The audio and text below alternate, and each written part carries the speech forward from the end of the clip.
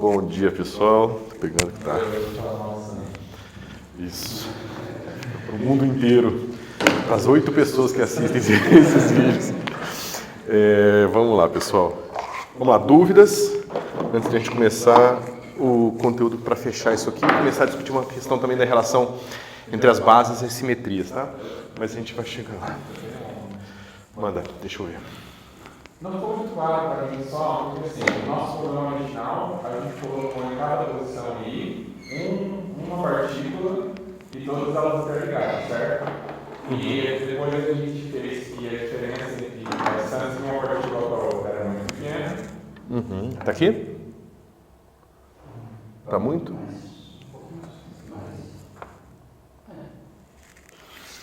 Tá bom. E aqui, tá indo até o fim?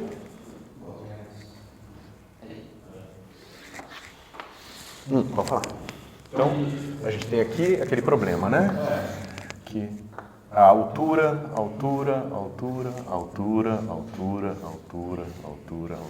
e assim vai. Isso. O que é muito claro para mim foi depois quando a gente escolheu, em vez de escolher a base das posições, a gente escolheu a base dos autovetores do operador número. Depois eu vou pedir para você atualizar as notas. Bota o índice embaixo aqui, tá? Dos vetores. Então esse aqui é a base da posição. Esse cara aqui é o vetor que é assim. 0, 1, né? Todos os restos zero, exceto pelo J-ésimo termo aqui da sua sequência ordenada, né? Em comparação com o VA, que a gente viu que vai ser o quê? Eu vou botar em termos desse aqui porque é mais fácil, tá? Somatório de I de 0 até n menos 1, de exponencial de 2 π I J A sobre N e J. Tá? O problema é que quando você define esse problema e depois usou as bases do autovetor do número, você colocou, por exemplo, o espaço de 2 partículas, você colocou 2 na mesma posição I. O nosso problema não vejo como que é agora, você tem esse limite. E no nosso problema a gente definiu que tinha uma partícula em cada diferente sítio. Você está misturando partícula e excitação. Não, mas a excitação não é uma partícula. Lá a gente não está considerando isso. Pois é, aí a gente tem que tomar cuidado, porque a sua dúvida é boa por causa disso. Aqui, o que a gente está chamando de partícula na verdade, caracteriza uma posição do espaço e não uma partícula no sentido de que você tem uma partícula viajando no espaço, entendeu? O que vai ser a partícula vai ser a excitação do campo. Então, imagine o seguinte, quando a gente chegar na parte dos estados quânticos, vai ficar um pouco mais claro, mas imagine o seguinte, existe uma diferença em eu ter uma função de onda que tem, assim, vários picos. Tá? Você pode ter uma função de onda que é assim, que é normalizada aqui, certo? Esse cara aqui, ele vai estar associado, que a gente vai mostrar, aos estados de uma partícula, certo? Os estados de 2 partículas, eles vão ser os estados que vão estar associados com uma coisa do tipo x, psi de x e y aqui, que é simétrico, né? Que a gente vai fazer o caso bosônico, tá? Que é a probabilidade de você encontrar uma partícula em x e outra em y, independente, né, de quem é quem, porque elas são indistinguíveis. Certo? Quando você vai fazer essa analogia aqui com aquele sistema lá, isso aqui qual a probabilidade de eu encontrar um estado de uma excitação? Tá certo? Aí você pode fazer a seguinte pergunta: qual a probabilidade de, dado um estado, da excitação ser encontrada na posição I? Que é, por exemplo, eu sei que eu tenho esses osciladores harmônicos. Eles estão num estado complicado em que ele tem uma certa probabilidade de dessa única excitação estar em 1, 2, 3, onde esses caras denotam os índices ali da posição, certo? Um psi desse aqui vai ser um vetor desse que eu estava escrevendo assim, U, tá certo? Que vai ter uma certa UI, certo? E I aqui. Tá certo? Esse aqui é a amplitude de probabilidade dessa única excitação ser encontrada na posição 1, ou na posição I, entendeu? Quando a gente vai para o estado que a gente viu o V2 ele vai ser dado por umas coisas tipo tensores, é o que a gente vai ver hoje, tá? Vai ser tipo uns tensores aqui desses espaços aqui. Que aí é a seguinte pergunta: qual a probabilidade de, dado que você tem agora duas excitações, uma ser encontrada em I e outra ser encontrada em J? Entendeu? Então, esse cara da excitação é nós não sabemos em estado fundamental, não ter uma partícula ou não. Isso. Nossa interpretação por enquanto. Isso. Então, mas aí eu acho que é importante a gente remarcar o seguinte: partícula acaba se tornando, de certa forma,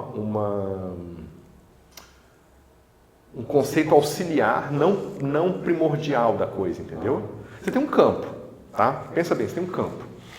O campo, ele pode ter, você pode pensar no seguinte: ele está oscilando, mas ele não está oscilando numa direção do espaço, ele está oscilando está mais intenso naquela posição, menos intenso naquela posição, tá certo? Você tem uma situação em que o campo todo está no mínimo, isso é o vácuo, tá certo? Mas você tem uma situação em que esse campo todo ele tem o mínimo de a primeira coisa além do mínimo de excitação, que seria a primeira coisa depois do vácuo. Ou seja, então você quer um campo que ele é basicamente zero em todo o espaço e 1 numa posição. Seria um campo exatamente uma delta de Dirac num ponto, entendeu? A gente pode até falar um pouco disso, mas eu prefiro te falar estados assim. Esses estados, eles vão ser combinações lineares dessa uma excitação, entendeu? A gente chama isso de uma partícula. E quando a gente terminar na sua analogia, você vai ver que um campo com o estado de uma partícula, ele se comporta como se fosse uma partícula pontual. Entendeu? E a gente vai ver que nessas situações, os estados de uma partícula não evoluem. A Hamiltoniana não tem termos que ligam o estado de uma partícula com o estado de duas partículas. Então, se você começa com campos com, digamos, com uma combinação linear complicada de um estado de estados de uma partícula, ele nunca evolui para duas partículas. Então, isso seria a mecânica quântica de uma partícula só. Quando você pega esse mesmo campo e bota tipo 10 partículas, ele nunca evolui para 11 ou para 9. Ele sempre fica com o estado de 10 partículas, que seria a mecânica quântica para 10 partículas. Tá certo? Mas isso é uma particularidade de dinâmicas não relativísticas. Quando você tem dinâmica relativística e você tem agora um campo fermiônico e um campo bosônico interagindo, a interação entre esse campo fermiônico e campo bosônico ela é de tal forma em que você não conserva mais o número de excitações. Tá certo? Ou seja, claro que você tem, por exemplo, conservação do número total bariônico. Então, alguma coisa se conserva, mas não necessariamente o número de excitações. Porque você pode ter uma situação, né, o fóton sendo criado, você pode ter um para-elétron-pósitron, né, ou seja, a carga total conservou, a carga total é zero. Mas antes você tinha 0 excitações, agora você tem 2. O campo é mais complicado, porque agora tem elétron e pósitron. Mas entendeu? Mas é isso. Então a gente vai ver, na verdade, o primordial da natureza, pelo menos do ponto de vista da teoria quântica de campos, é o campo. Né? Tanto que a teoria quântica de campos não é teoria quântica de muitas partículas, ou de partículas, ou do mar de Dirac, ou qualquer maluquice do tipo, entendeu? Beleza. É que eu já estava fazendo essa analogia, porque campos, então, para mim, quando eu estava falando de excitação, eu estava pensando, partícula nesse lugar, ele começou a dar problema com esse exemplo que a gente estava vendo. E, na verdade, eu acho isso hiper interessante, porque, de certa forma, partículas pontuais é um conceito muito ruim. Né? Porque é um conceito que requer, em algum momento, ela ter estrutura. Porque você fala, tudo bem, a partícula é pontual, mas se eu aproximar demais dela, será que eu vou ver uma estrutura lá? Entendeu? E aí você vê que se você fica só nesse conceito de partícula pontual, você necessariamente precisa sempre se aproximar dela de descrever uma estrutura interna diferente, uma estrutura interna diferente. Quando você vai para campo, não. O campo ele não tem mais esse problema de ser como é que se diz? Um ponto só, que é uma abstração. Né? A gente nunca viu uma coisa que é um ponto só. Tudo, na verdade, tem estrutura. Né? O campo não, ele está espalhado no espaço inteiro. Então, e matematicamente fica mais bem definido também. Então, eu acho que é interessante, porque, de certa forma, quando você abre a teoria quântica de campos, você descobre que o conceito de partícula é um conceito aproximado e com isso, você resolve o problema de não ter partículas pontuais. Agora, você tem que lidar com o fato de que todos os elétrons do universo são diferentes excitações no mesmo campo. Então a entidade é o campo fermiônico dos elétrons. Entendeu? Esse cara é o cara que está no universo inteiro. É como se fosse uma entidade única. E né? Porque a gente vê a indistinguibilidade. Se um dia alguém descobrir que 2 elétrons não são indistinguíveis, aí a gente bota isso por terra. Mas talvez você possa decompor isso em outros campos que têm suas excitações indistinguíveis, entendeu? Mas o interessante, né? Bom, eu acho isso bem interessante pensar assim, que todos os elétrons são a mesma coisa. Parte da mesma coisa. Mas, como é que está? O campo nasce Deus, né? Oi? O campo nasce Deus, né? Um campo só, não, todos eles juntos, né? Porque no mesmo jeito que você tem um campo eletromagnético aqui, você tem um campo fermiônico, você tem um campo de todos os neutrinos e todo mundo está aí, né? Só que a gente não chutou eles o suficiente para aparecer um neutrino, entendeu? Por isso que o universo primordial é super interessante, né? Porque no universo primordial, a não ser que você vá para a teoria inflacionária, você em princípio tem todos os campos que podem estar extremamente excitados. Então você vê, para a inflação funcionar, você tem o campo dos fósfores, você tem o campo eletromagnético, ou eletrofraca, você tem o campo dos quarks, você tem o campo da interação forte, você tem o campo todos esses campos estão lá, tá certo? Só que para a inflação funcionar, todos eles têm que estar no vácuo. Eles no vácuo. E o único campo excitado é o campo do inflaton. O único. E não só excitado, mas excitado de forma homogênea, num PET, né, num retalho grande do universo, para que aquilo ali possa evoluir para o nosso universo observável. Entendeu? Por isso que as pessoas, tem muita gente cética em relação à inflação, é porque ela resolve os problemas da condição inicial, criando outros problemas de condição inicial, porque por alguma razão você tem que justificar isso. Né? Aí os caras vêm com aquele negócio de, como é que diz? Inflação caótica. Então, inflação caótica, você supõe que o universo inteiro está com esses campos todos flutuando loucamente. Né? E, por algum acaso, pode ser que, como você tem um universo infinito, vai ter, eventualmente, uma região desse universo que vai estar nessas condições propícias. Tá certo? Só que aí você tem que ver o seguinte: cria uma medida no espaço de todas as realizações de todos os campos, calcula a probabilidade de você encontrar um PET grande o suficiente e descobre se isso é um fine tuning ou não. Ou seja, se essa probabilidade for ínfima, então você fala, não, então o nosso universo é extremamente improvável. Aí o que os caras falam? Não, mas a gente está, o argumento antrópico, por mais que seja infinitamente pequeno, já que a gente está aqui, a gente existe. Se a gente existe é porque aquilo aconteceu, ou seja, você vai para o ramo da não ciência, entendeu? Porque na hora que você vai para o princípio antrópico, por mais que gente importante tenha defendido isso, eu acho uma tolice total, né? Porque é uma explicação que serve para tudo. Por que o elétron funciona assim? Porque eu existo, porque se ele não funcionasse assim, eu não existia. Tá bom. Né? Não pode ser tão... A questão das condições iniciais, como que os modelos com ricochete lidam com isso? Eles conseguem resolver de forma satisfatória o problema das condições iniciais ou eles têm que impor outras condições iniciais também? A gente resolve da mesma forma que o modelo inflacionário, no sentido de que a gente ainda não explorou com todos os detalhes as contas que você precisa explorar para mostrar isso, tá? Mas, de certa forma, é o seguinte: se você começa com um universo muito grande, ele pode ser tão grande quanto você queira no começo, tá certo? Então, por mais que você tenha uma formação, você tenha estruturas nesse universo, como ele é muito grande, ele está basicamente em temperatura zero. Então, difusão faz com que esse universo se homogeneize, entendeu? Imagina que a mesma quantidade de matéria que existe aqui, né, se você pensar agora no universo para o futuro, por exemplo, vai ficar cada vez mais vazio, cada vez mais distante. Então, as coisas eventualmente vão se dissolver até não ter mais nada, de certa forma, né? Não ter mais estrutura nenhuma. Bom, é isso, mas é isso que a gente tem, argumentos de mexer a mão, né, que o pessoal fala. Mas ninguém fez essas contas mostrando um processo de difusão, calculando direitinho quanto tempo demoraria para acontecer, se isso é provável, é improvável, entendeu? Precisa ser feito. Mas é um problema seríssimo da cosmologia, o problema da condição inicial, né? Porque em todas as outras áreas da ciência a gente controla as condições iniciais e testa. A gente não controla as condições da criação do universo, né? Se é que ele foi criado, a criação, do começo do universo, certo? Então, mas eu acho interessante porque a gente consegue, de forma indireta, ir colocando vínculos nessas coisas. E por mais que isso talvez não nos leve na explicação final, se é que existe uma, isso pelo menos vai restringindo as explicações e vai ensinando a gente mais sobre a própria natureza. Mas é isso. Beleza? Dúvidas?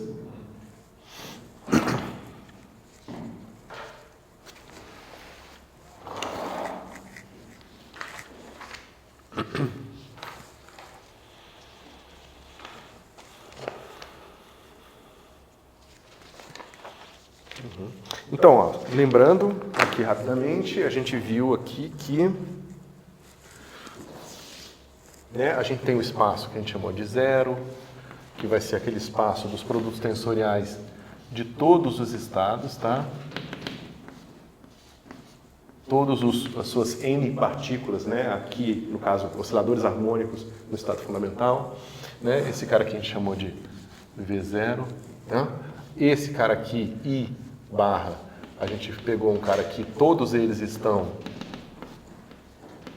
no fundamental, exceto por um que está no estado de uma excitação, tá? E esses caras aqui, né? Essa base aqui forma o nosso V1, tá certo? E assim por diante, ou seja, aqui a gente tem o cara que a gente vai chamar de IJ barra barra, que vai ser 0.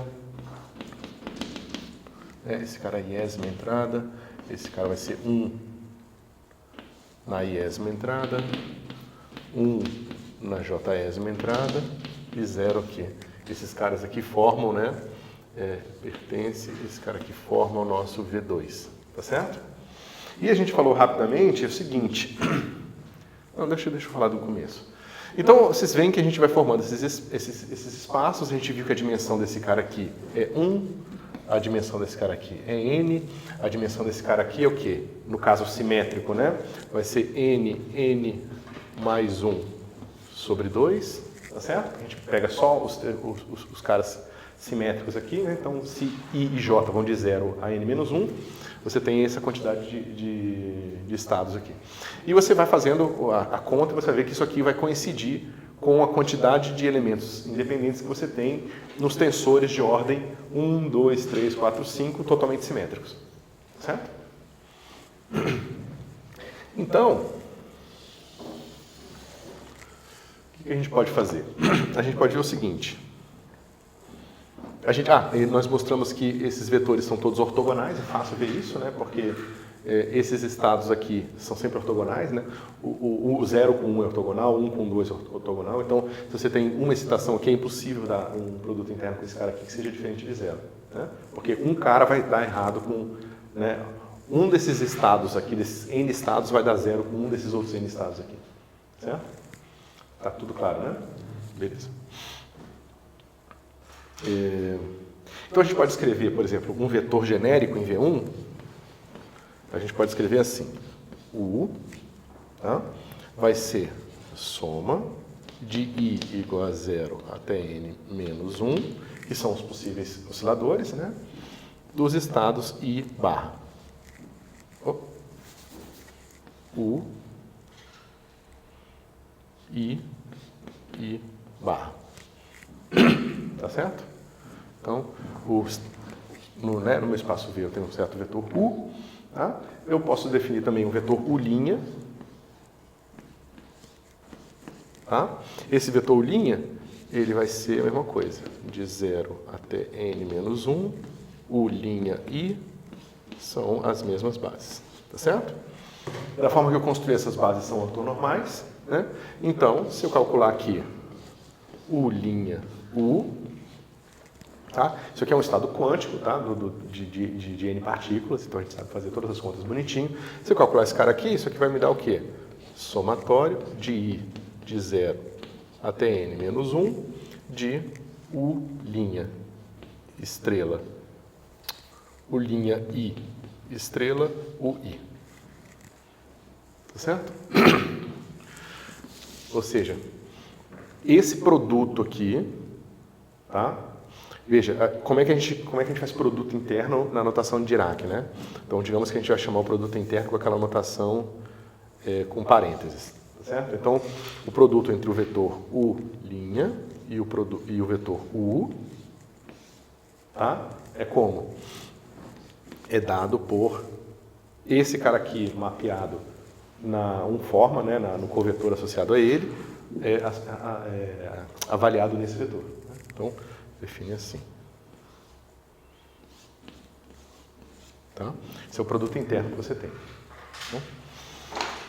Bom, mas olha que interessante. Deixa eu falar do V2. Tá? E o V2 é muito parecido. Tá? Só que agora no V2 é fácil ver que eu vou ter uma coisa assim. Eu vou ter um somatório. Eu poderia fazer o meu I e J correr de 0 a N-1, mas eu já vou simplificar a nossa vida e vou fazer o seguinte. I maior ou igual a J, tá? Eles correndo ambos de 0 até N-1, tá certo? T. Deixa eu fazer um lugar que tem mais espaço.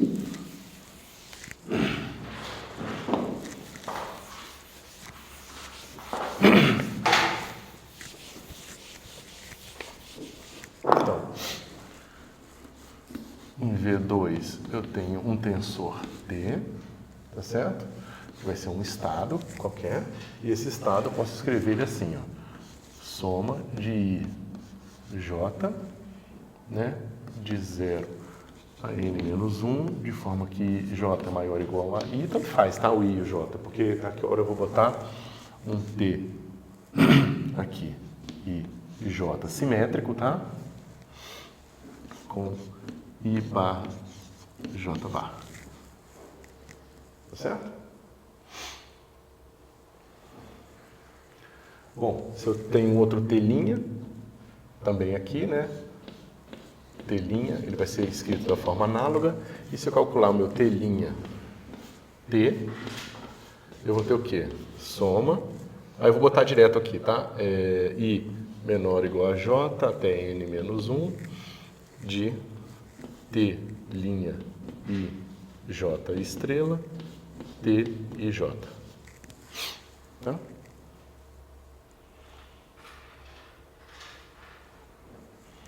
E aí você pode, né, tem algumas situações que tem uma escolha mais conveniente ou outra, ou seja, aqui esses casos estão normalizados, né? Então, se você faz essa projeção, que você encontra esse cara aqui.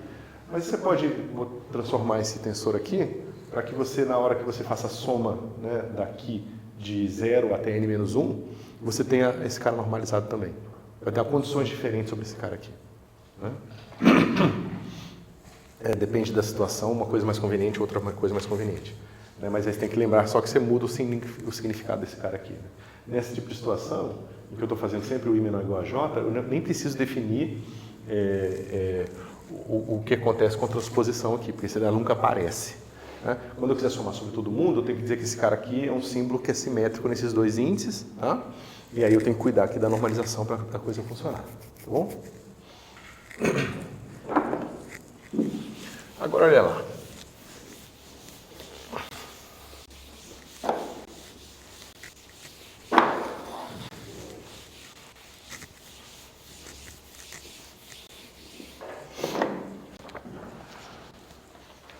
Né, a gente discutiu a indistinguibilidade das excitações, né?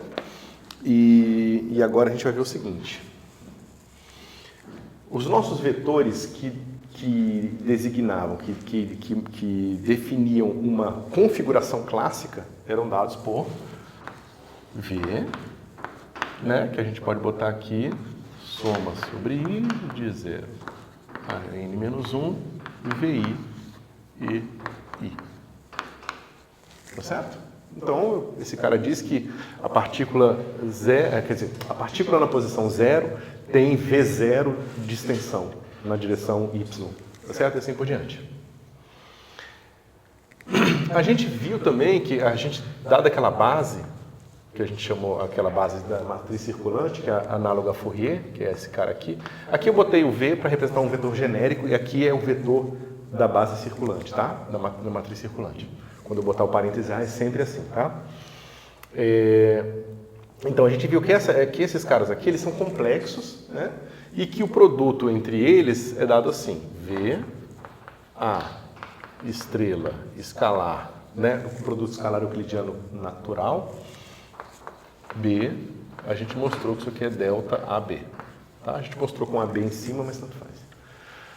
Ok, então você vê que aqui ó, a gente tem uma coisa que se assemelha ao produto dos estados de uma excitação. A dimensão é a mesma, tá certo? Se a gente mostrar que a gente tem um produto interno equivalente, a gente tem, na verdade, um isomorfismo entre os dois espaços vetoriais. Na verdade, um isomorfismo entre dois espaços de Hilbert. Tá certo? Tem uma nuance que a gente vai entrar em detalhe, mas a gente sabe que a dimensão é a mesma e a gente sabe que o produto interno vai dar o mesmo resultado. Tá? Então, se eu pego esses coeficientes do U ali e construo o meu U, e pego os mesmos coeficientes, ou seja, esse cara aqui vai ser U, I, E, I, onde esses caras aqui são os coeficientes lá. Então, basicamente, o que eu estou falando é o seguinte, o meu mapa, Y, ele leva I, chapéu, em EI. Certo? A pergunta é o seguinte, Y, I, YI, escalar, YJ, vai ser igual ao quê? I, escalar, EJ. Tá certo? Será que isso aqui vai ser igual ao... Espera um pouquinho. Será que isso aqui vai ser igual a I, J?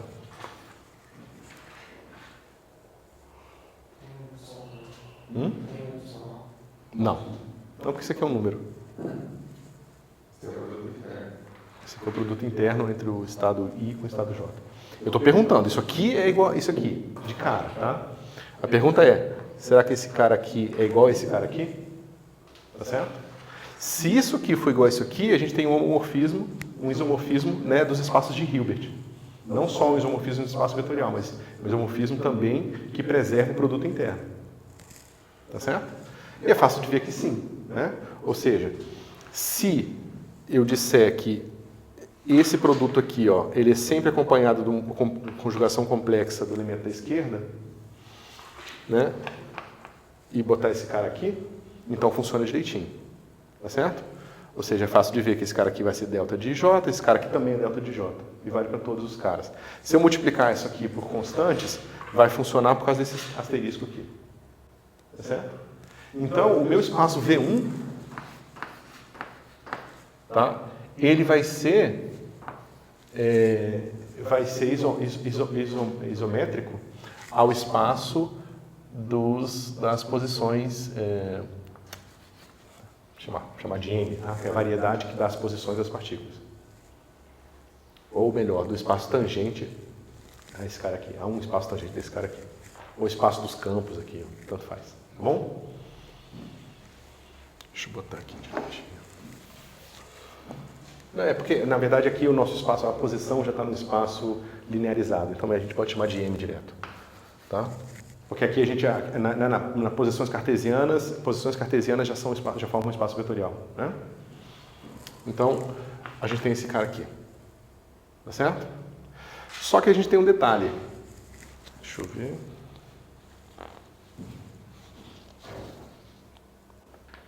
Não, por enquanto é isso. Tá?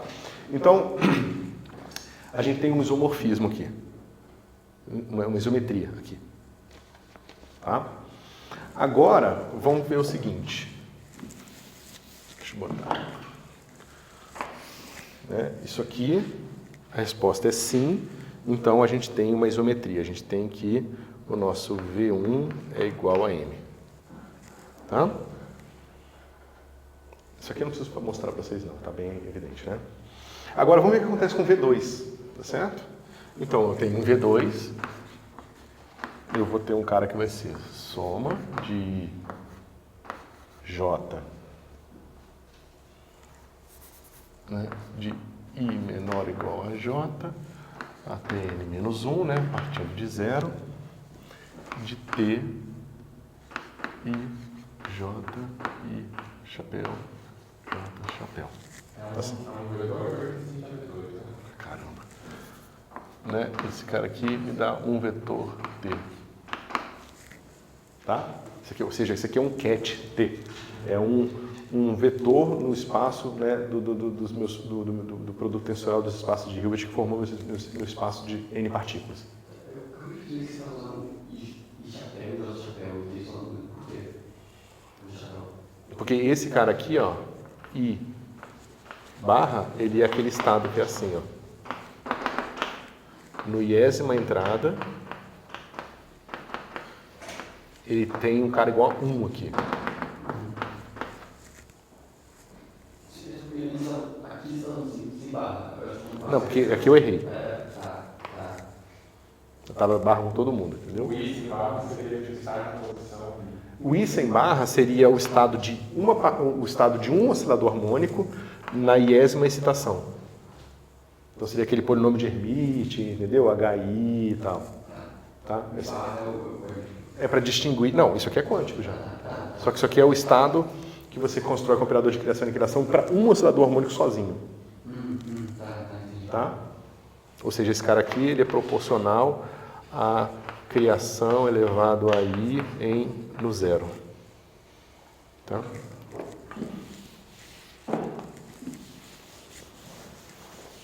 Então, se a gente pega agora T', T, o que isso aqui vai dar?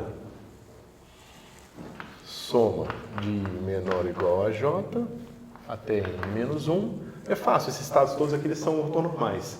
Eu estou somando só os casos independentes dele, então isso aqui vai ser T' I J asterisco T I J. Tá certo? A gente escreveu aqui. A gente escreveu isso. Sim, já escreveu isso, sim. Mas é que agora, bom, é que eu estava falando outra coisa, agora eu vou falar da analogia disso com o que a gente vai obter nesse espaço aqui agora, tá certo? Agora é o seguinte, nesse espaço, você tá naquele espaço M, que é onde esses caras habitam, tá? Tensor simétrico M. Esse espaço é como? Esse aqui é o espaço dos produtos tensoriais EI, S e J, tá? Que é definido por EI tensor EJ, tá? Mais EJ tensor EI, tá? Sobre 2 para IJ pertencente de 0 a menos 1, N menos 1. Tá? Aqui tem mais elementos do que os independentes, porque na verdade os independentes, né? A gente sabe que se eu trocar I com J aqui, por definição esse negócio é simétrico, tá? Então esses estados aqui, ó, esse espaço aqui, ele tem também dimensão N vezes N mais 1 sobre 2. Tá? Isso está claro? Então, bom, esse cara já tem a mesma dimensão do V2. Agora, eu preciso mostrar que o produto interno, né, que o mapa, se eu definir um mapa entre esse estado aqui, entre esse espaço aqui e o V2, esse mapa preserva o produto interno. Tá? Se eu mostrar isso, eu vou mostrar que isso aqui é um isomorfismo também para o V2. Tá? Então, na verdade, o que eu estou mostrando é que eu só preciso desses caras. Na verdade, eu estou mostrando que eu só preciso do M. Todos os outros são produtos tensoriais, são produtos tensoriais desse mesmo espaço. E esse cara aqui vai ter uma importância maior, né, na construção dos meus estados.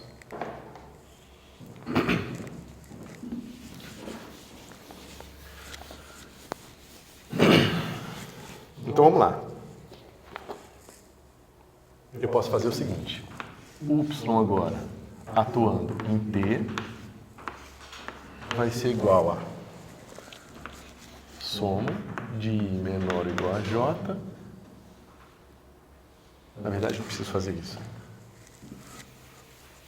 Deixa eu fazer do jeito melhor. I, J barra, tá? Vai ser dado por E, I, EJ. Tá certo? Bom, agora vamos ver o que acontece quando eu fizer o produto interno entre dois caras desse espaço aqui. Tá? Então isso aqui estabelece um isomorfismo, né? São dois espaços com a mesma, dois espaços vetoriais com a mesma dimensão, tá certo? Eu só preciso mostrar que isso aqui preserva a métrica, né? Preserva o produto interno. Beleza. Então o que acontece aqui? Vocês lembram disso aqui, né? Como é que eu calculo, como é que eu induzo um produto interno no meu espaço produto tensorial? Ou seja, quem é o produto interno desse cara aqui, ó? Com esse cara aqui. Vocês lembram? Oi? Isso, porque na verdade isso aqui é definido como o produto de I com K, qualquer que sejam os dois vetores aqui, não precisam ser os vetores de base, né? Vezes, aqui é o vezes dos números reais mesmo, né? Ou dos complexos, E, J, escalar, EL. Tá certo? Você mostra que se isso é um produto interno para esse espaço, isso vai satisfazer todos os requisitos de um produto interno para esse espaço aqui. Tá? Então a gente está subindo o produto interno do espaço de M para M tensor simétrico M. Tá? E é fácil ver, então, que, dado isso aqui, a gente tem E, I, tensor simétrico E, J. Agora, escalar E, K, tensor simétrico E, L. Tá? Isso aqui vai ser igual ao quê? Ó, tem um fator de meio, cadê? Aqui. Então vai ter um quarto, tá? Isso aqui, um quarto, tá? Esse vai estar assim, ó, IJ com KL. Quando tiver o trocado, vai dar JL e K. Mas é a mesma coisa, né? Vocês estão acompanhando? E eu vou ter dois casos que vão ser o contrário. Vai ser I com L e J com K. Tá? Então, eu tenho um fator de 2 aqui, que se repete. Delta I, K, delta J, L, mais delta IL, delta J, K. Tá certo? Ok.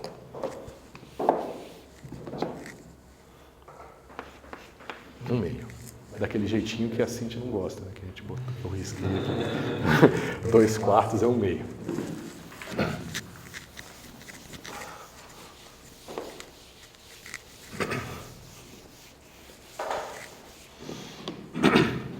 Então, agora vamos fazer aqui o Y e J. Gama.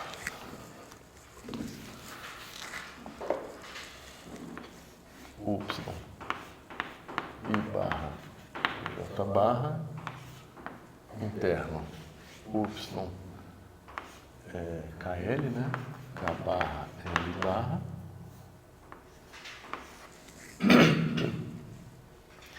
Isso aqui vai ser igual a o produto interno, esse que a gente já calculou aqui, tá certo?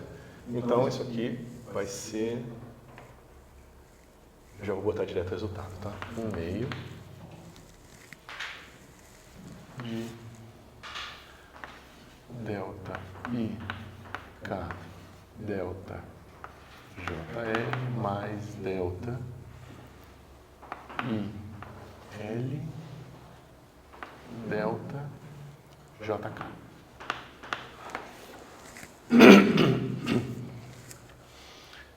Tá certo? Enquanto a gente sabe que esse produto aqui, ó, né? Ou seja, a gente sabe que I, K, K, L, isso aqui é igual a quanto?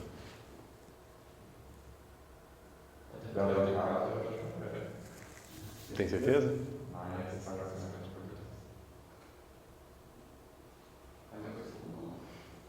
Porque, lembra, esse cara aqui, ó, ele tem uma excitação em 1 e uma excitação em 2. Tá certo? Digamos, esse cara aqui é 1, 2. Esse cara aqui, produto com 1, 2 dá 1. Mas quando tiver 2, 1 também dá 1. Tá certo? Então, é que na hora de eu descrever meus estados lá atrás, você tem que botar nos estados de 2 estações no termo de 2. Nos estados de 2 estações no termo de 1 sobre 3 fatorial.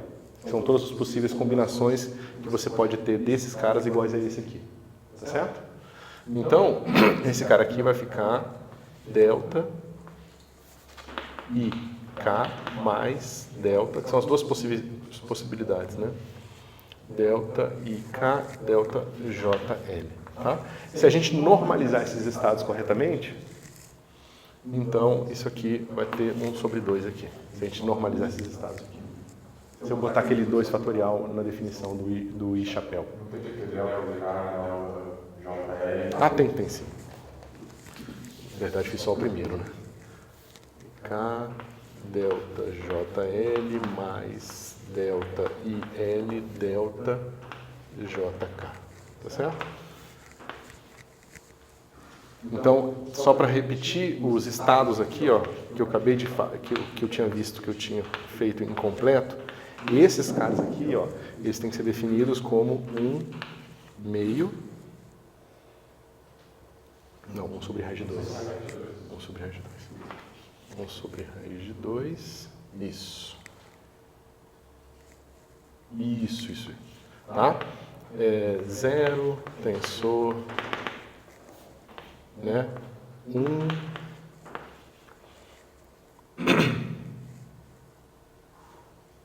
Espera um pouquinho, tem uma coisa errada.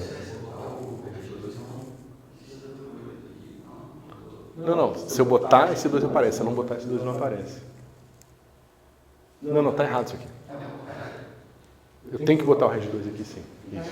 Mas aí não aparece o 2 em cima, né? Onde que aparece? É a mesma coisa, então, é você vai ver 2 e você vai ver 2.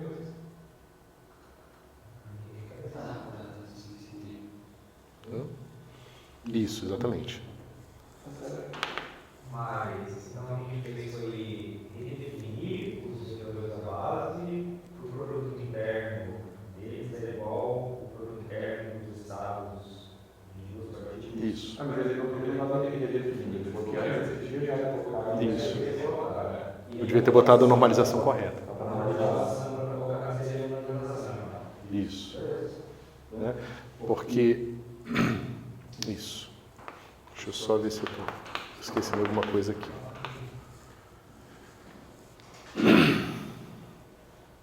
Esse cara tem que ser assim.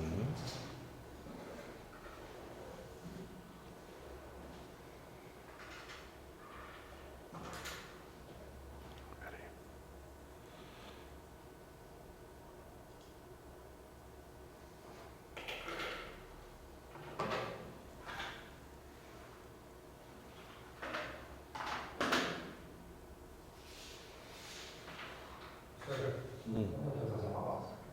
Podemos? Quer fazer aquela pausa de 10 minutos? Beleza?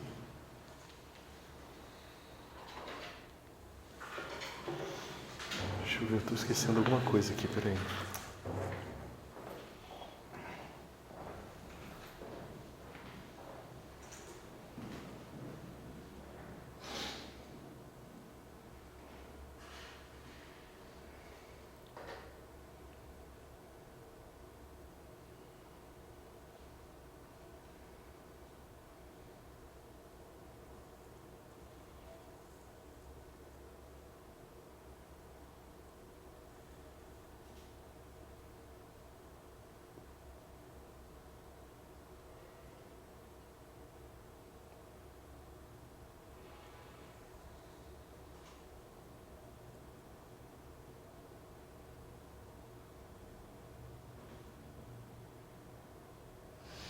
Não, eu acho que eu.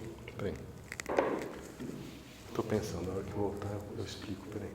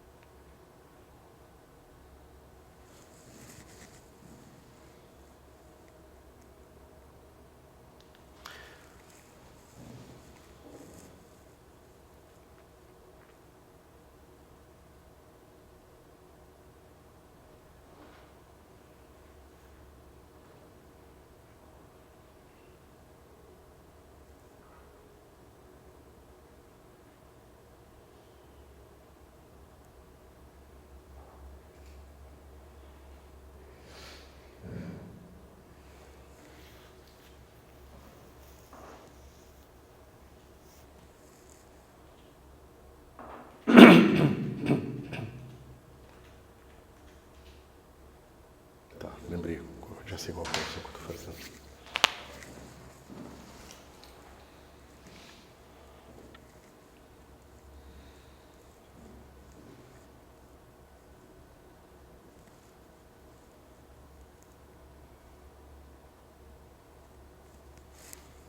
Deixa eu pensar aqui.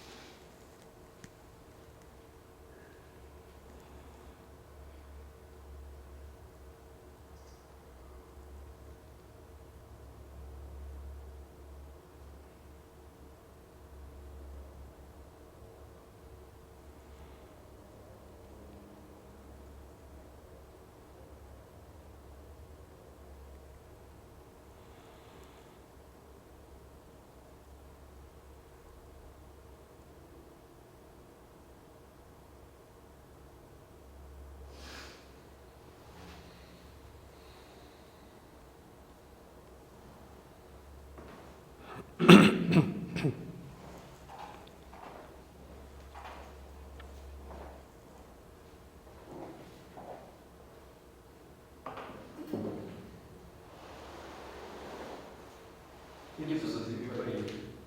Uma universidade nova, Brasília? Universidade nova? Sério? Vai se chamar como Universidade Distrital de Brasília? Mas aonde é que vai ser? Já tem um lugar para o campus? Não sei, já tinha me falado para a pessoa. Caramba, legal. Acho que tinha uma hora que com uma aula de saúde, se não me engano. Mas será que vai ser... Não sei. O Distrito Federal está com dinheiro assim sobrando, cara. Porque está todo mundo correndo disso e o... Eu acho legal. Quanto mais emprego, mais gente, né, cara? E a gente precisa desesperadamente de gente fazendo pesquisa, fazendo alguma coisa nesse país, né? Você pode fazer sem segredo. Nossa. Aí quando eu vou lá na praia. Não. Lá na pesquisa é você. Oi? Lá na pesquisa é você. Eu tô vendo. Nada, mas tem que se beber, você deve só passar, vai trabalhar lá, sei lá. Tô também trabalhando em outro lugar. Até porque você já tá com muita gente já conseguiu.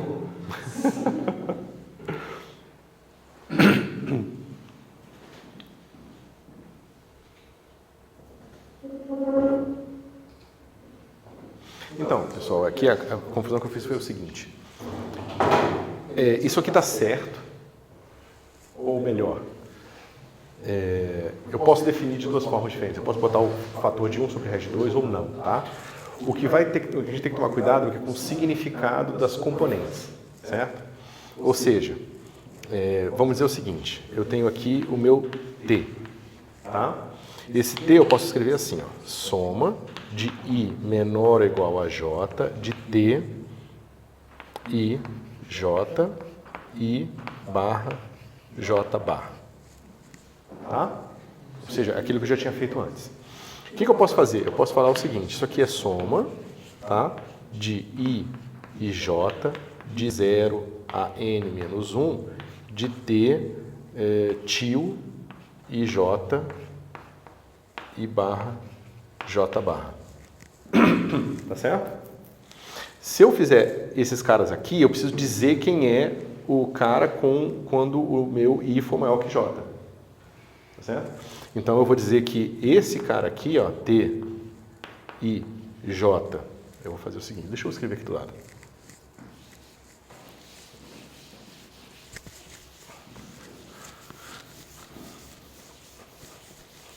Está fazendo isso, eu acho muito rápido. Então o que eu posso fazer? Eu posso falar o seguinte, meu T, tio, I, J vai ser igual a T, I, J para I menor ou igual a J, que é o que eu já tinha aqui, tá certo? E vai ser igual a T, J, I, tá? Para o meu I maior que J. Tá certo? Ou seja, aqui, tá vendo que esse número é sempre menor ou igual a esse. Aqui eu estou simplesmente dizendo que quando esse cara aqui for maior que esse cara aqui, eu só troco de posição. Por definição, esse cara aqui é simétrico. O senhor consegue fazer um exemplo, por favor? Posso fazer sim. Então, vamos pegar o caso simples. A gente tem duas, né? Porque eu estou com preguiça. Então, vamos lá. T, tá? Então, você tem dois osciladores harmônicos só. Então, você vai escrever esses caras aqui, ó. T, 1, barra, barra, mais T1, 2, né? O I sempre menor ou igual a J, né? 1, 2, mais o T, 2, 2, 1, 2, 2, barra, barra. Tá ok?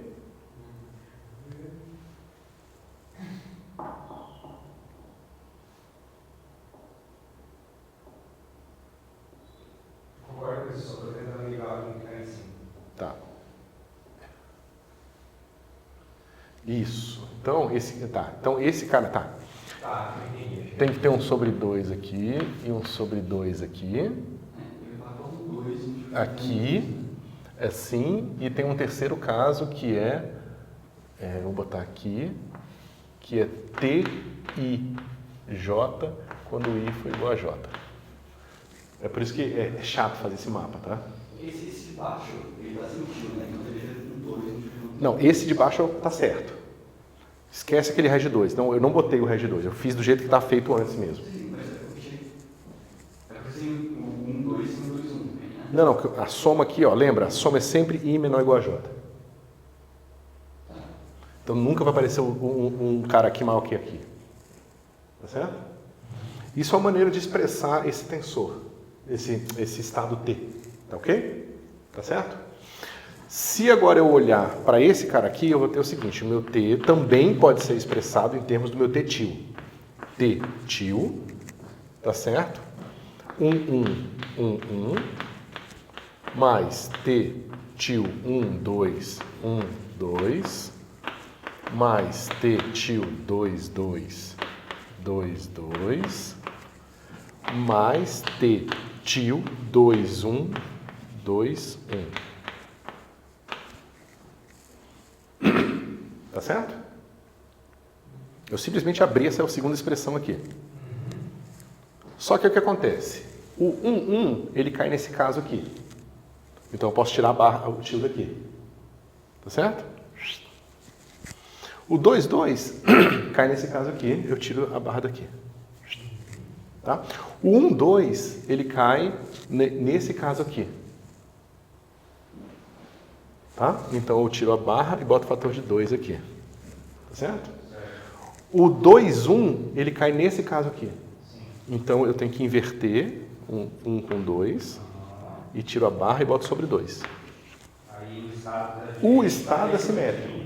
O estado é simétrico, né? Que a gente mostrou de partida que como as citações são indistinguíveis, o estado 2 barra 1 barra é igual, identicamente igual, o estado é 1 barra 2 barra. Então eu posso trocar aqui também. 1 barra 2 barra. Então isso aqui é igual a isso aqui. A gente estava trabalhando no espaço, que é o produto tensorial dos espaços de necessitação, só que simetrizado, né? Não. A gente está trabalhando... Esse espaço aqui, ó, ele não tem simetria, porque aqui o oscilador na posição 0 é distinguível do oscilador na posição 1. Esse aqui é o espaço original que a gente está trabalhando. É um espaço de N partículas. É um espaço de mecânica quântica de N partículas.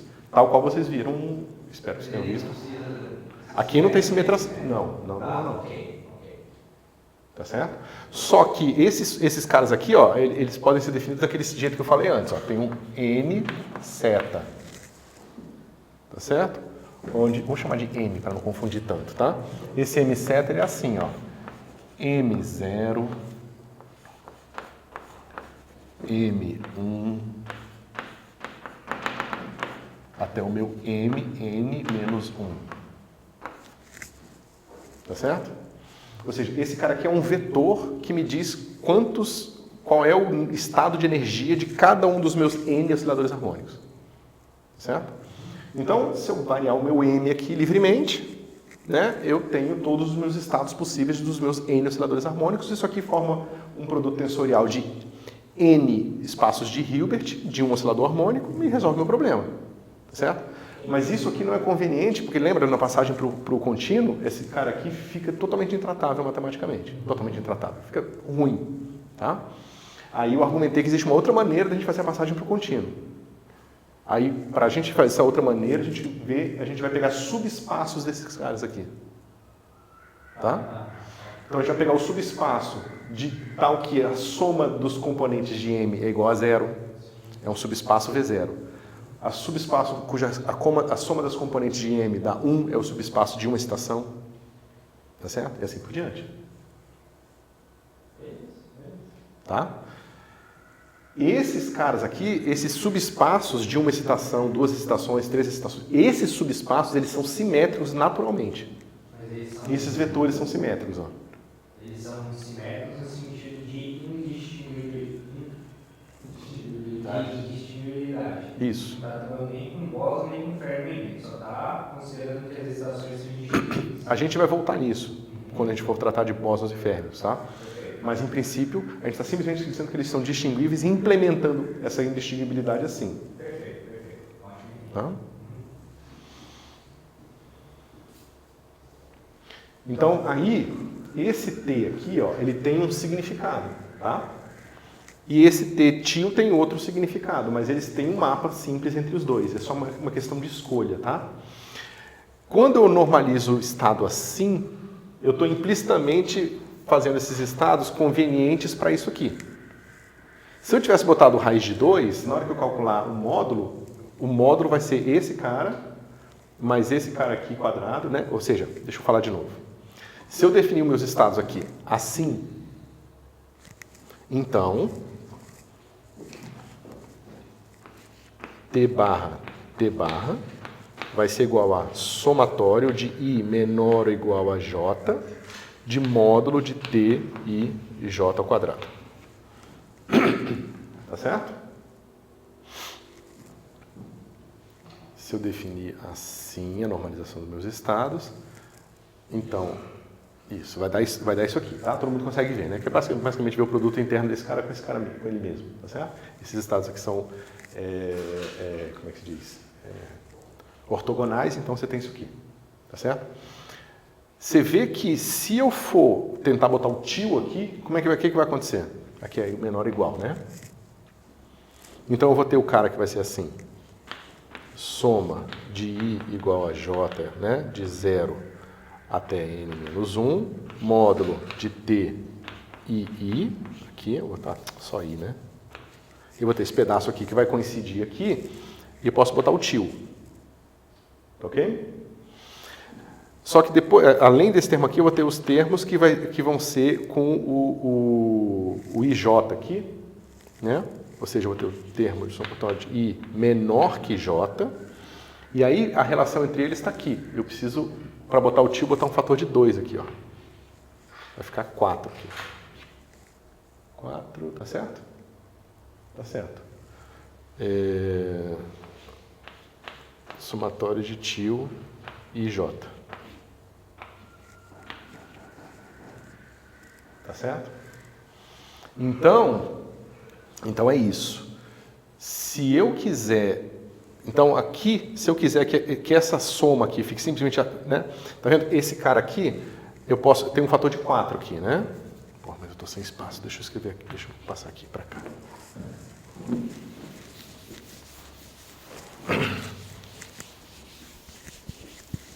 Ou seja, a gente está vendo T em termos das componentes com tio.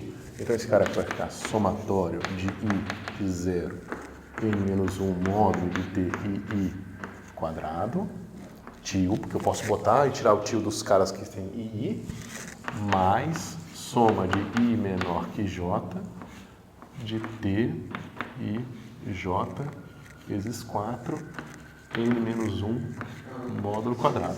6 vezes 4, porque... Tá aqui. Sim, não, porque usando esse caso simples aqui, você tem que... Mas calma. Por Porque, ó, você entende que esse cara sem tio é assim? Eu não fiz nada demais, eu peguei essa soma e abri o termo que é igual para o termo que é diferente. Só isso. Não fiz nada demais. Faltou um tio no último. Até aqui tudo bem? Ah, eu estou usando isso aqui, ó. Sim, eu acho que tipo, aqui sempre ia... Isso aí, tipo, fica esquisito. Eu só estou pegando um número ao quadrado, é igual a 2 vezes outro número ao quadrado. Quadrado 2 vezes, né? Então aparece o 4 aqui. Mas acho que vai ficar claro quando eu terminar aquela conta ali. Porque aqui, ó. Agora, se eu... Você está vendo que eu estou pegando só esse cara menor que esse. Tá certo? Então, acabei de lembrar por que eu fiz do outro jeito. Né? Esse aqui, N menos 1, módulo de T tio 1, I, tá certo? Mais... Aí eu vou fazer o seguinte, eu vou pegar um fator de 2 aqui, vou separar em 2 vezes isso mais 2 vezes isso, tá certo? E esse cara aqui é simétrico, tá? Então eu posso simplesmente botar isso aqui como sendo 2 vezes soma de I diferente de J, N menos 1, módulo de T e J tio, quadrado. Tá? Até aqui tudo bem? Eles são simétricos, né? Então, se eu abrir essa soma agora aqui para o I menor que J ou I maior que J, vira a mesma soma, tá certo? E o fator vira 4 aqui. Tá certo? Só que olha que coisa chata, ele tem esse 2 aqui atrapalhando. Eu não posso juntar isso aqui numa coisa, isso aqui, ó, tá? É diferente de soma de I e J, ambos indo de 0 até N menos 1, de módulo de T tio IJ quadrado. Tá certo? Porém, se eu definir esse cara aqui, ó, diferentemente, se eu falar aqui, isso aqui é igual a esse cara aqui para I diferente de J com 1 sobre raiz, é 1 sobre raiz de 2? Deixa eu ver. Vou botar um tio aqui, tá no cat. Então o meu cat J barra com tio, ele tem um fator de 1 ou sobre raiz de 2 ou 2, eu acho que é raiz de 2. Raiz de 2, e esse cara aqui, ó, IJ barra com tio, né? Quando o meu I é igual ao J, ele não tem um fator de 1 sobre raiz de 2, ele é simplesmente assim.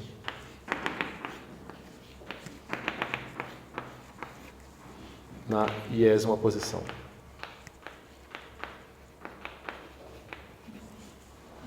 Se eu normalizo meus estados assim, tá certo? Então, quando eu calcular esse cat aqui, ó, eu vou encontrar esse cara aqui com a igualdade. Tá? Depende só do significado das componentes. Tá certo? Eu acho que... Então, o que eu fiz incompatível foi que aqui, no produto interno, eu botei aquele 1 meio ali. Eu não precisava ter colocado aquele 1 meio, tá? Na definição da simetrização da minha base, para a gente poder fazer o mapa correto, tá? Ou seja, para fazer um mapa com o meu cat e barra j barra sem tio, eu não posso botar aquele meio lá, para fazer o isomorfismo. Com tio, eu tenho que botar o fator de meio lá. Tá certo? Como parecer meio? Como parecer meio? Sem o meio. É justamente o que eu não gosto, porque no caso, por exemplo, nesse caso aqui ainda não é tão chato, mas no caso de 3 excitações, o caso em que as 3 excitações estão no estado só, aparece 1. No caso que 2 excitações estão numa posição e outra estão em outra, aparece um outro fator numérico, entendeu? E no caso em que as 3 estão numa posição, tem um termo de 3 fatorial, entendeu? Então, eu tinha feito assim justamente para simplificar, tá? Então, vamos só... Agora que é isso aqui, eu acho que está compreendido? A gente volta e define o produto simétrico dos estados de forma que coincida, tá? Ou seja, o meu estado M simétrico M, eu vou definir, né? As duas bases são proporcionais, então o espaço é o mesmo, tá? É só a base que eu estou definindo diferentemente.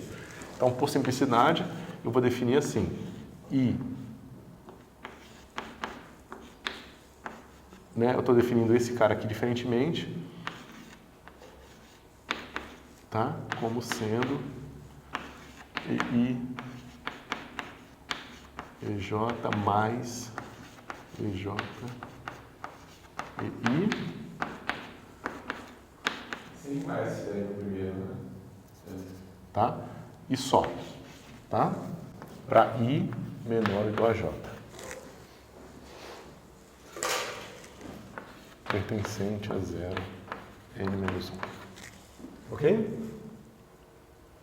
Tá? E aí, quando eu for definir um tensor aqui, eu defino assim, T seta vai ser igual a soma sobre I menor que igual a J de T e J EI EJ. Tá certo? E aí fica evidente que o produto interno também se conserva. Então, esse espaço aqui, né?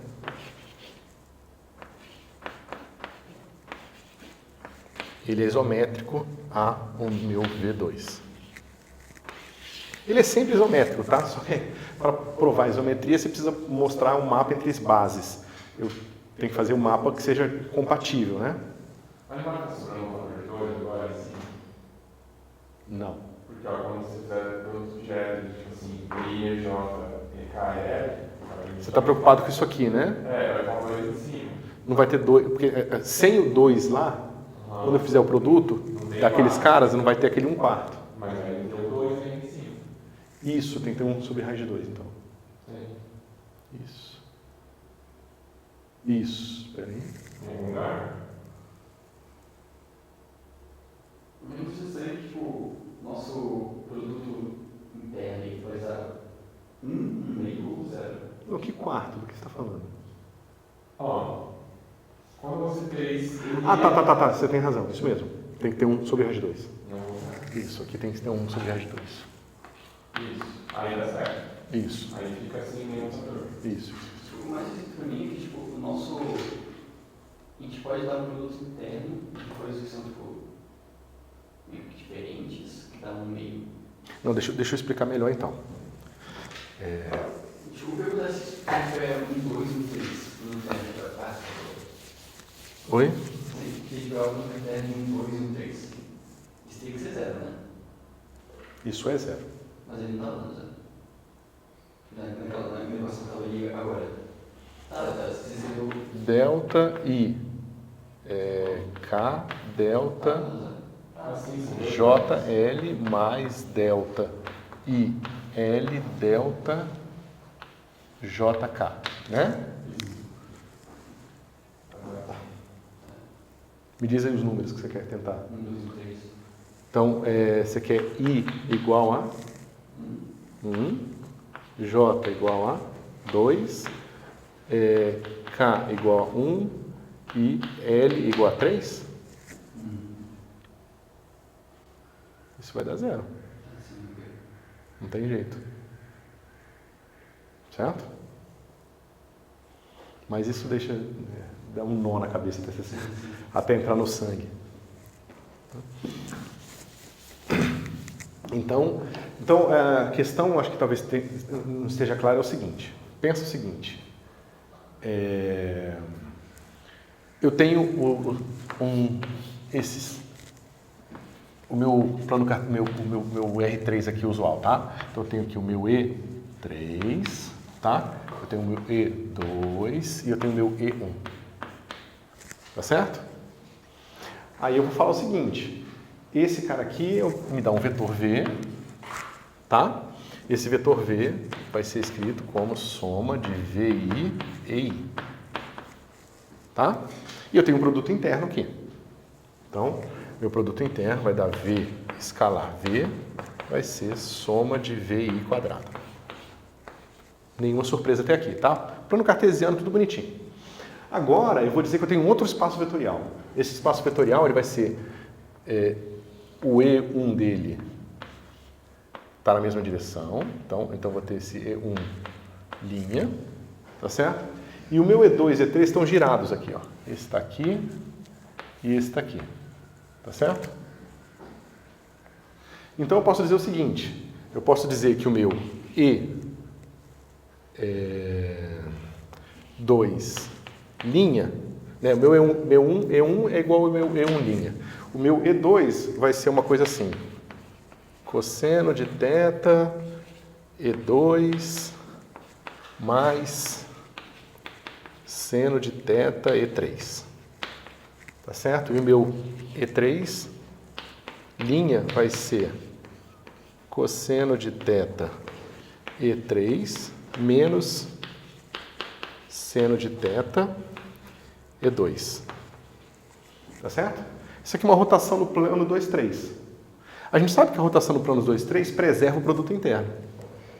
Tá certo? Então, se eu fizer esse mapa aqui, ó, ou seja, isso aqui é um mapa entre os espaços, né? Então, eu estou dizendo o seguinte, que Y, esse espaço, dá esse cara aqui. E Y, esse cara aqui, dá esse cara aqui. É porque geralmente a gente não faz essa coisa tão formal, né? A gente simplesmente escreve uma igualdade aqui. Certo? Então a gente sabe que o produto interno feito nesse espaço no outro dá no mesmo. Só que se eu fizer o seguinte, se eu fizer isso aqui, ó,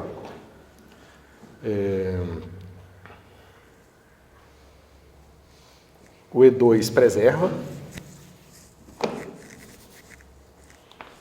E2, o E2' continua sendo igual, só que o E3 não preserva. O E3 vai ser uma coisa alfa, E3 mais beta, E2.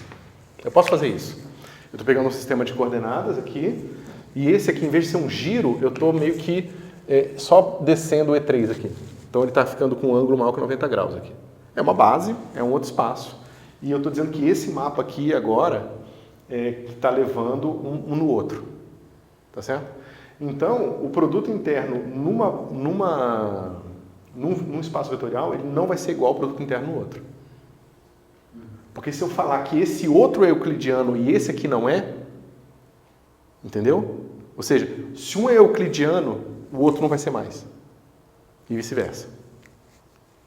Querem que eu faça mais detalhes disso aqui para ficar um pouco mais claro ou ficou evidente? Só uma dúvida. Nesse caso, o espaço vetorial não seria o mesmo? Ele só teria outro produto interno? O espaço vetorial mesmo teria outro produto interno, exatamente isso. Não seria mais uma isometria. Ia ser só um isomorfismo. Aqui, o senhor falou que mudou a base, Mudou o mapa entre as bases. Isso, mudou o mapa entre as bases, só que o espaço ainda é o mesmo, só mudou a base. Enfim. Não. Mudou o mapa entre as bases. Não são duas bases do mesmo mapa. Essa que é a diferença de eu botar o Y aqui ou não. Isso aqui é um outro espaço vetorial. Não é uma outra base no mesmo espaço. Esse cara aqui é outro espaço vetorial. Ah, tá. Então você está definindo outro espaço vetorial. É outro espaço. Ah, tá. Isso. Mais claro. Tá? É um outro espaço vetorial. Se esse espaço vetorial sem linha tem um produto cartesiano, euclidiano, esse não vai ter. Através desse mapa, ou seja, um mapa induzido no linha, o produto interno induzido no linha através do sem linha, não vai ser mais euclidiano. Tá certo? Então, o meu erro lá atrás foi o seguinte, eu defini o Y entre esses caras aqui, que eu defini sem a complexidade da simetrização e antissimetrização, com esse cara aqui, ó,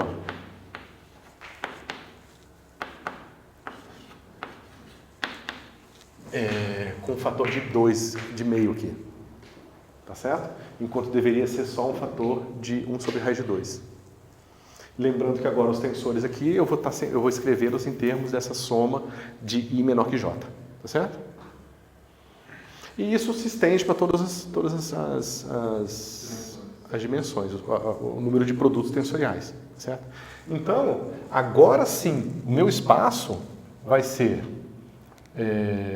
o R, desculpa, os complexos, tá? Soma direta M, soma direta M, simétrico M, tá? Mais soma direta M, simétrico M, ou melhor, simétrico ao cubo M, tá? E assim por diante. Ok? Então esse aqui vai ser o meu espaço de Hilbert barra. Tá? Acabei de mostrar aqui o meu espaço de Hilbert barra, que é aquele espaço de N produtos tensoriais de um espaço de um oscilador harmônico, também pode ser escrito dessa forma aqui. Tá? E isso aqui é o que a gente chama de espaço de Fock. Ok? Eu nem lembro o que eu ia explicar nessa aula. Tá. Está claro. Ah, tá. Deixa eu ver se a gente tem tempo. 10 minutos? Vamos lá. Ok, então a gente já tinha chegado nisso, mas acho que agora está um pouco mais claro. Bom.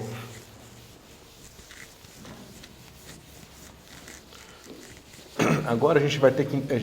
é bom entender um pouco do significado do uso das bases reais, das bases complexas, tá? Então vamos lá. A gente tinha visto que o V1, né, ele está associado ao M, tá certo? Que contém essa base aqui que a gente tinha visto. I, tá? Ou a gente tinha visto essa outra base aqui. VA. Tá? a gente viu que esses caras todos não são independentes, né? Por mais que eles sejam complexos, eles não são independentes. Então aqui tem dimensão n, aqui também tem dimensão n. Por mais que aparentemente tenha 2n, mas é aquela simetria que a gente tem, né? De que VA complexo conjugado vai ser igual a V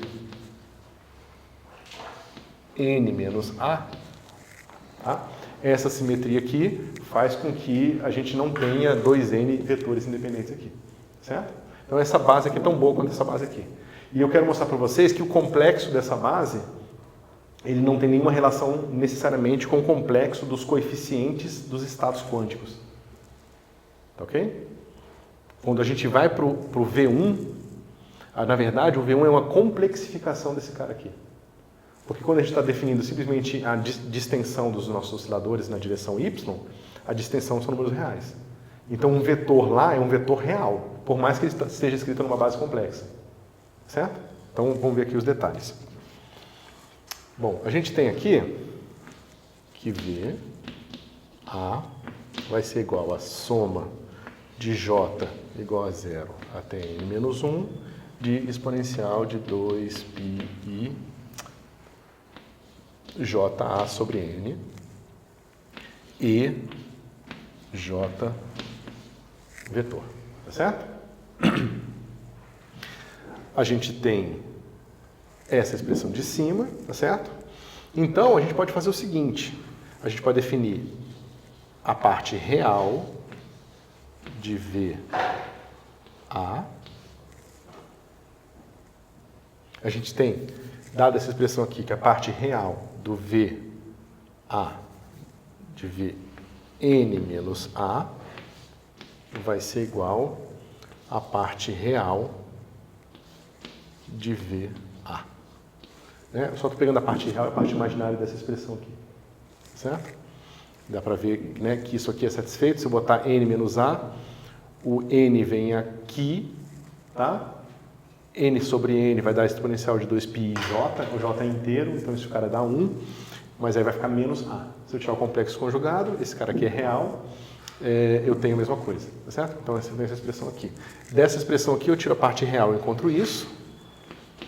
E a parte imaginária, eu encontro que a parte imaginária de Vn menos A vai ser igual a menos a parte imaginária, porque é a parte imaginária do complexo conjugado. Então é menos a parte imaginária de VA seta. Tá certo? Então, vamos ver aqui vamos contar o que está acontecendo. Quantas partes reais diferentes a gente tem? Bom, a primeira coisa é o seguinte. Para A igual a 0. Bom, a gente pode olhar para cá e ver para A igual a 0, isso aqui é um número real. A gente podia ter olhado para cá também. Por quê? Porque a gente sabe que A igual a 0 vai dar Vn, a gente sabe que Vn é igual a V0, tá certo? Então, V0 igual a V0, a parte real de V0 igual a parte real de V0, certo? E a parte imaginária de V0 é igual a menos a parte imaginária de V0. O número que é igual a menos ele é 0, tá certo? Então, a gente de cara já sabe que esse cara aqui nos dá que V0 é real. Tá certo? Agora, se n for par, eu tenho que A igual a n sobre 2 implica que V de n sobre 2 é real. Tá certo? Ou seja, a mesma coisa acontece aqui. N sobre 2, então vai ficar n menos n sobre 2 é n sobre 2. E aqui é n sobre 2. Um número igual a menos ele é 0. Então, só tem parte real.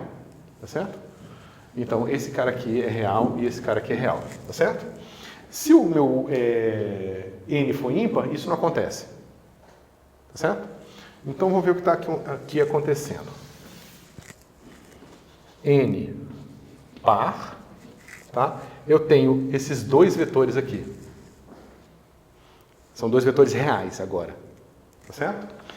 Agora eu tenho o quê? Eu tenho de 1 até n sobre 2 menos 1 vetores. Eu tenho os vetores que o índice vai de 1 até n sobre 2 menos 1. Tá certo? Que são independentes. Porque se eu pegar... Peraí. Porque, ó, se eu pegar os caras que estão entre 1, vai estar igual ao n menos 1. 2 vai ser igual a n menos 2. Tá certo? Então, tanto a parte real quanto a parte imaginária, eles são só, os independentes só são aqueles que estão entre 1 e n sobre 2. E n sobre 2 menos 1. Tá certo? Então, eu tenho esses caras aqui, mais todos as partes imaginárias, que também vão de 1, tá? n sobre 2 menos 1. Tá? Mais esses dois vetores aqui, que é o 0 e o n sobre 2. Tá certo? Professor, uma dúvida. Ali quando você escreveu o V asterisco igual a V de n menos A, ali no outro quadro, isso aí é uma definição? Não. Isso você vê direto daqui. Tira o complexo conjugado aqui do V. Eu concordo nos coeficientes, mas aí fica um pouco estranho para mim o papel do conjugado dos vetores da base. Não, esse aqui, os vetores de base eles são reais. E aquele cara aqui são reais. Lembra? Esse cara aqui é uma sequência ordenada em que só o iésimo componente é igual a 1, o resto é igual a 0.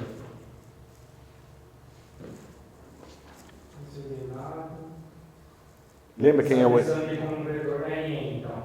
Ele é um vetor em Rn. Tá? Em que cada entrada desse vetor do Rn te dá o deslocamento do oscilador, do iésimo oscilador na direção y. Tá, então a gente está multiplicando esses vetores da base vetores Rn por coeficientes complexos. Isso. Quando a gente toma o complexo conjugado, a gente só vai afetar os coeficientes. Claro. Isso. Isso. Tá. Isso. E aí eu consigo chegar a relação disso para N na sua licença que está falando. Isso.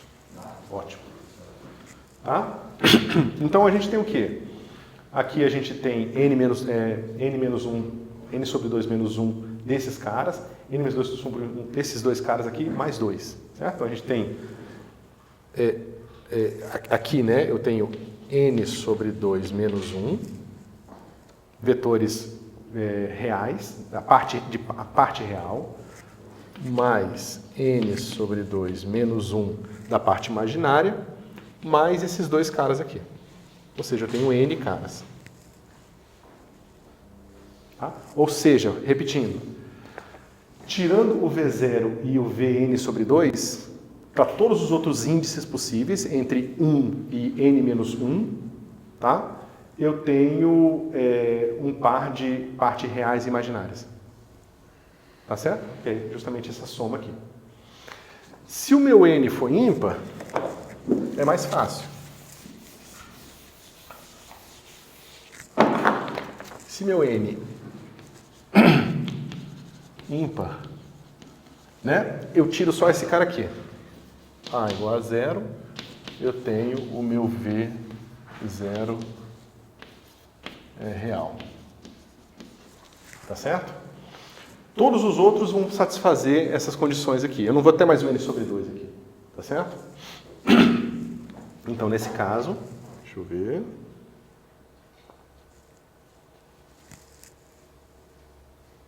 Tá. Então, a gente tem que contar quantos caras a gente tem. Tá certo? Se eu tirei só um, se eu só tirei o 0, então me sobra um número ímpar menos 1 vetores. Né? Ou seja, vai sobrar n menos 1. Tá certo? Mas a gente sabe que o 1 é igual a n menos 1, o 2 é igual a n menos 2, assim por diante. Então, eu só tenho sobre 2. Tá certo? Mas para cada um desses caras, eu tenho a parte real e a parte imaginária. E tem um fator de 2 aqui. Tá? Mais o vetor real. Tá? Então, são maneiras complicadas de escrever que n igual a n. Tá? Então, isso aqui vai dar n. Tá? Mas por que a gente está fazendo isso? Isso vai ser importante, tá, pessoal? Parece uma trivialidade, mas vai ser importante. Define aqui o que a gente vai chamar de VAC. Ele é simplesmente a parte real do VA. Tá? Então, vão ser uns cossenos. Tá certo? Agora, a gente pega aqui o VSA, que vai ser a parte imaginária. Tá?